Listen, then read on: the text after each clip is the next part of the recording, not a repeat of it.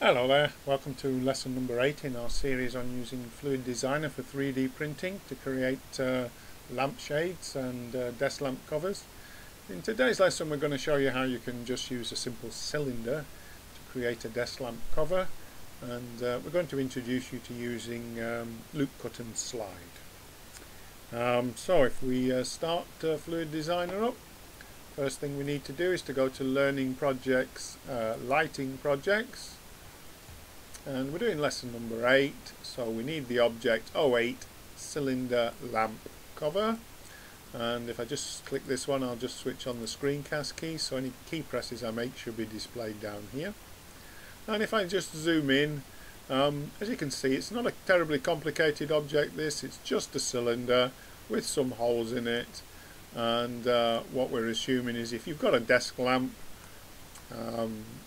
stand with a light bulb in it, this could just fit over the top of it. Now clearly you could make the slits in this much more complicated than what we've done in this lesson, and come up with all sorts of interesting patterns. So what do we need to do? Well, if we look at the instructions in the help window here, we need to add a mesh and then just a cylinder mesh. So we add a mesh, so it's just a simple cylinder, and as you can see at the moment the cylinder is quite small, it's only 2 by 2 by 2, and so we need to scale it up in size. So if we point the mouse at the actual object, and if you press S on the keyboard, S on the keyboard is for scale in FluidDesigner, and if we pull away from that we can see the object increases in size.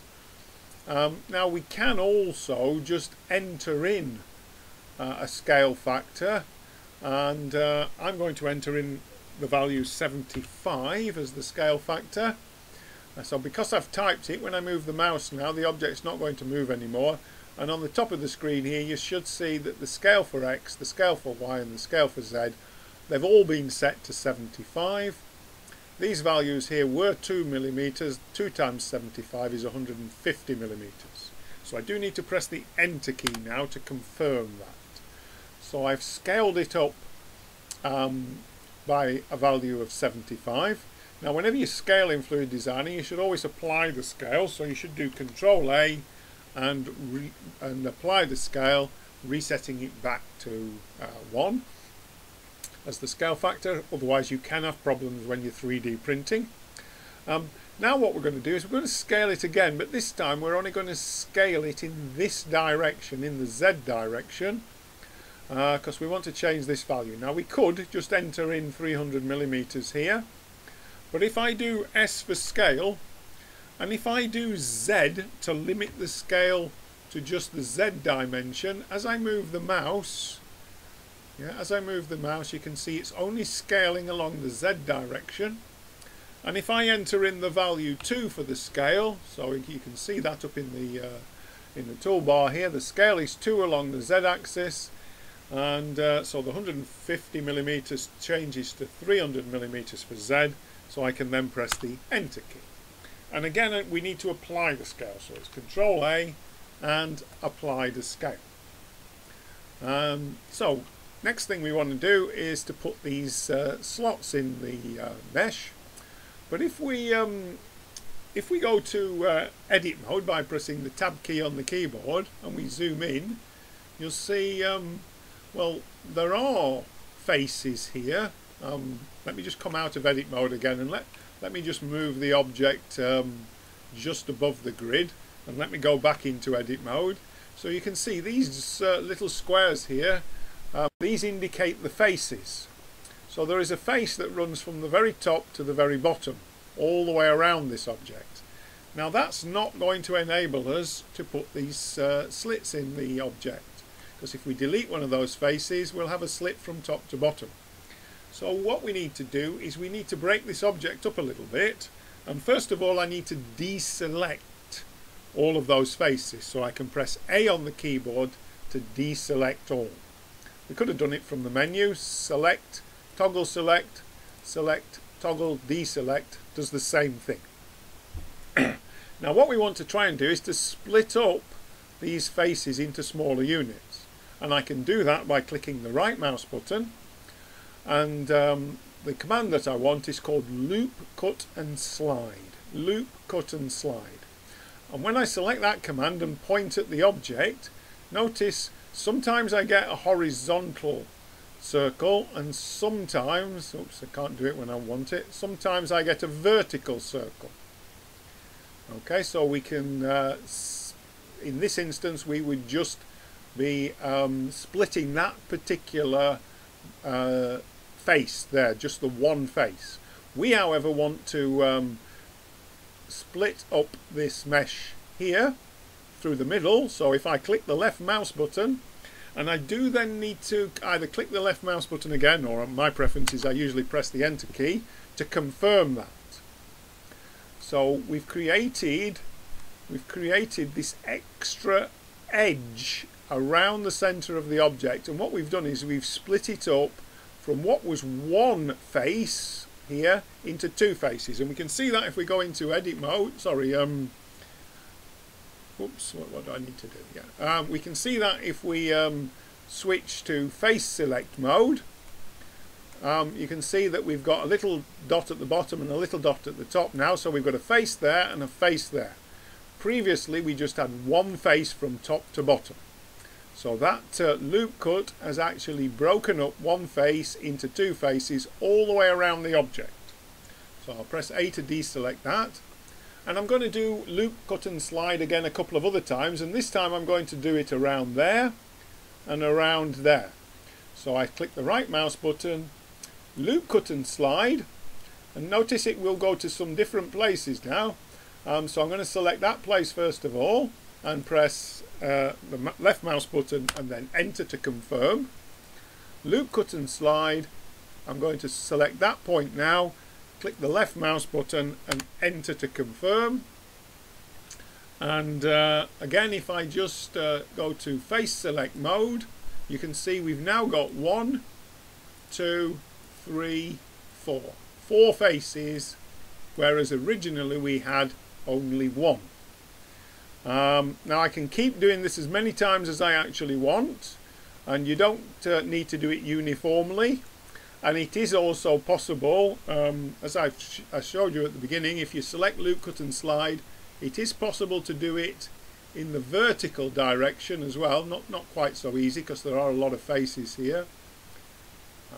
Oh, I did have it just then. Occasionally you'll see it going vertically. There we are. So you can split it up vertically, but we don't want to do that in this instance.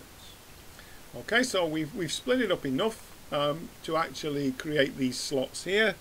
So what can we do? We can go to view and view it directly from the front now. And if we zoom in, what we want to do now is to delete some faces. Well, we're in face select mode, so let's see, we can delete alternate faces perhaps. Now the way to delete a lot of faces at once is to hold down the shift key on the keyboard and select multiple faces.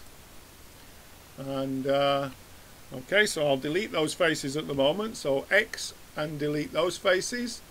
Now if I just move the object around, I can continue my way around to here, selecting some more alternate faces, X to delete the faces.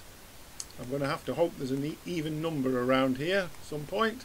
So highlight a face, hold down the shift key and X to delete the faces, and we just keep rotating around until there, where are we? Yep, so we've got that face as well and that face, X to delete.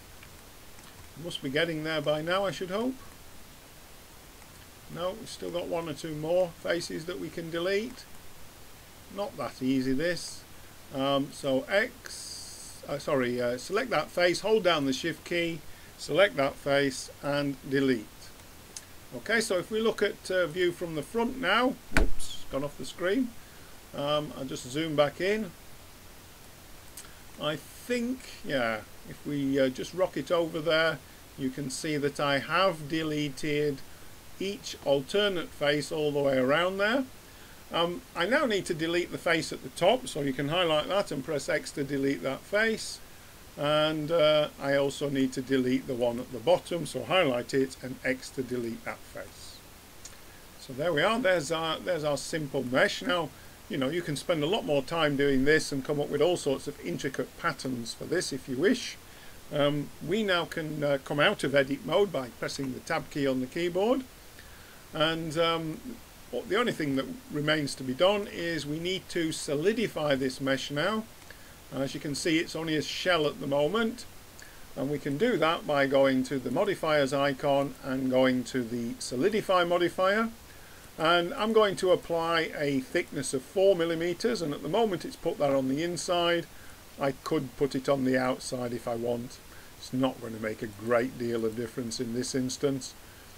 If you were making a real lampshade, of course, you would need to double check what this dimension is to make sure that your light fitting does fit inside it and you've got a little bit of clearance. I'm not going to worry about that here because we haven't got a real lampshade, sorry, a real light fitting. So what we need to do is to apply this modifier, and we do that by going to Tools, Object Tools, and converting it to a mesh. So we can now delete the original object, so highlight it and then press X on the keyboard and delete. We can save this mesh, so as is normal in FluidDesigner, File, Save As, go up through the menu system, look for My Projects, Lighting Projects, and you save 08, the cylinder lamp cover, as a Blender file. And we can't print Blender files, so we're going to export it, and we export it as a wavefront object to the desktop. So it's 08 cylinder lamp cover OBJ file. And then we just go to Netfab, always go to Netfab, go to Project and Open, go to the desktop, open up 08 cylinder lamp cover, that's the OBJ, the object file. There aren't any warning red triangles, but always go extras and repair the part. It's triangulated the mesh for you, and just click on update. Now as you can see, there are no border edge problems, no orientation, no holes, but you can run repair, click update, just double check it and apply the repair and remove the old part. Same story pretty much every single time. Triangulates the mesh and just double checks it. So all you need to do is to export part as a wavefront object, export it to the desktop, and it's the repaired file that you would actually print. Now, as has been the case with all of these light fittings, printing something like this in 3D printing at the moment could be quite expensive, particularly in plastic or metal. So that is a consideration that you do need to take into account. We're just trying to give you some ideas and teach you a few skills about using FluidDesigner. Okay, so that's it for this lesson. Thank you.